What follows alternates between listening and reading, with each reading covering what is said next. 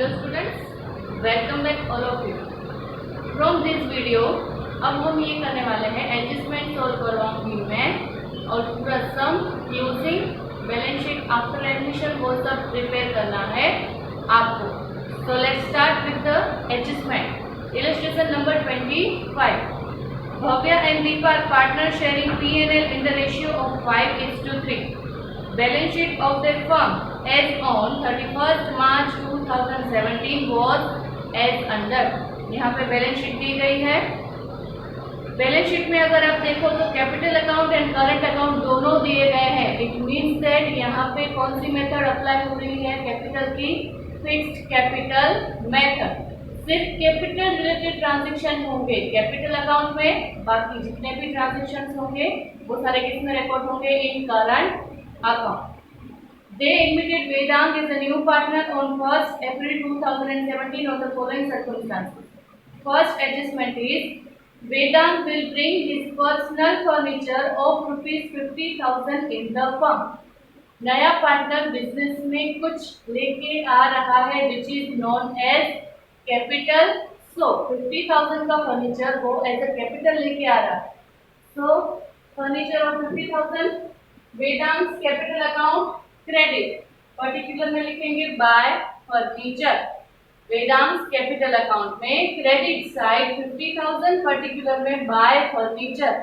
And another effect balance sheet asset side furniture of rupees 50,000. तो ये हो गई फर्स्ट एडजस्टमेंट की two effects. Second adjustment creditors included 40,000 payable to Vedant which is to be transferred to his capital account. यानी कि कुछ ऐसे creditor है जिसको वेदांत को पे करना है. इट मीन्स दैट जो क्रेडिटर है वो किसको पे करेंगे? वेदांत को. और ऐसे क्रेडिटर वो बिजनेस में लेके आ रहा है तो दिस इज ऑल्सो कैपिटल, क्योंकि क्रेडिटर वेदांत को पे करेंगे और वेदांत किसको दे देगा? फर्म को. So it is also capital. Vedant capital account credit once again जैसे फर्नीचर में किया था उसी तरह से by creditors amount is 40,000. And another effect creditor में से माइनस क्रेडिटर जितने भी है उसमें से डिडक्ट कर देंगे जितने वेदांत के क्रेडिटर है वो. Total creditor minus creditor of Vedant, right? Minus 40,000 total creditor में से करना इन बैलेंस शीट. उसके बाद Vedant will share 1/5 in future profit. नया शेयर दिया है वेदांत का which is 1/5. Vedant will bring 30,000 in cash as goodwill. Goodwill premium for goodwill के 30,000 सिर्फ कैश में लेके आ रहा है. कौन? नया पार्टनर. उसके बाद है goodwill of the firm valued at ₹2 lakh. अब यहाँ पे एडजस्टमेंट 3, 4 एंड 5 हम साथ में कर लेते हैं. फर्स्ट ऑफ ऑल उसका न्यू शेयर है 1/5. किसमें काम आएगा? To find out the premium of goodwill. Now the goodwill of the firm is valued at 2 lakh, यानी कि गुडविल इज गिवन. उसके ऊपर से हम क्या फाइंड कर सकते हैं? The total amount of premium for goodwill. So premium for goodwill is equals to 2 lakh जो कि गुडविल की वैल्यू की गई है into 1/5 new partners new share. So the premium for goodwill is 40,000. 40,000 में से वो कैश में सिर्फ कितनी ला रहा है? 30,000. तो बाकी की जो 10,000 है हम किस में से जनरेट करेंगे? यहाँ पे ध्यान रखना उसके कैपिटल अकाउंट में से जनरेट नहीं करेंगे. यहाँ करंट अकाउंट है तो हम उसके करंट अकाउंट से जनरेट करेंगे. समझ में आ रहा है? जब भी कैपिटल और करंट अकाउंट दोनों हो तो कैपिटल के अलावा जितने भी ट्रांजेक्शन है which are recorded in that particular partners current account, right? So अब sacrificing ratio of old partner जितना उसका पहले का है उतना ही वो कंटिन्यू कर रहे हैं. यहाँ पे कुछ भी इंफॉर्मेशन नहीं दी गई है about old partners new share और ओल्ड पार्टनर सेक्रीफाइस. तो जो उसका ओल्ड रेशियो है वही हो जाएगा उसका sacrificing ratio. So the sacrificing ratio of old partner is 5:3. Now premium for goodwill is distributed among old partner in their sacrificing ratio. So 30,000 will be distributed among old partner Bhavya and deep. So 4:3. Sorry, 5:3. Bhavya gave 18,750 and Deep will get 11,250 as premium for goodwill. And another 10,000 is generated from Vedant's current account. 10,000 also distributed in the ratio of 5:3 among Bhavya and Deep. So Bhavya will get 6,250 and Deep will get 3,750. इसकी journal entry क्या होगी? Premium for goodwill account debit to Bhavya's current account to Deep's current account, यानी कि current account, दोनों के current account में credit side by premium for goodwill और दोनों के अकाउंट में ये अमाउंट हो जाएगी क्रेडिट. इसकी जर्नल एंट्री होगी Vedant current account debit to Bhavya's current account to Deep's current account. Current account में डेबिट साइड लिखेंगे टू भव्या, फिर वेदांत की कॉलम में अमाउंट लिखेंगे, फिर पर्टिकुलर में लिखेंगे टू Deep, वेदांत की कॉलम में अमाउंट लिखेंगे एंड करंट अकाउंट में क्रेडिट साइड बाय वेदांत भव्या के अकाउंट में और Deep के अकाउंट में. जैसा हम कैपिटल में कर रहे थे, यहाँ पे कैपिटल अकाउंट की जगह पे क्या है? Current account. क्लियर?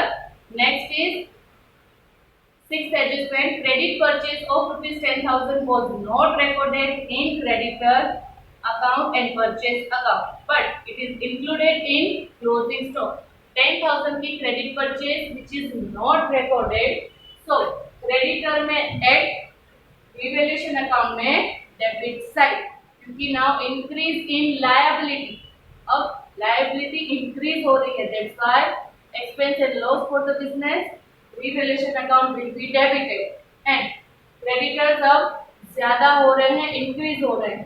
क्रेडिटर में से पहले तो हमने माइनस किए वेदांत के क्रेडिटर 40,000, अब प्लस करने हैं एडिशन यानी कि इंक्रीज 10,000 जो कि क्रेडिट परचेज से इंक्रीज हुए वो. तो इस तरह से दो इफेक्ट होगी. Next is market value of stock of ₹30,000 is 24,000. 30,000 के स्टॉक की मार्केट वैल्यू 24,000 है, सो it is decrease in the value of asset, so it is loss for the business. Revaluation account will be debited and stock में से decrease करना है 30,000 minus 6,000, outer column में 24,000. उसके बाद है liability for workman compensation is 24,000. अब liability जो है वो 24,000 की है.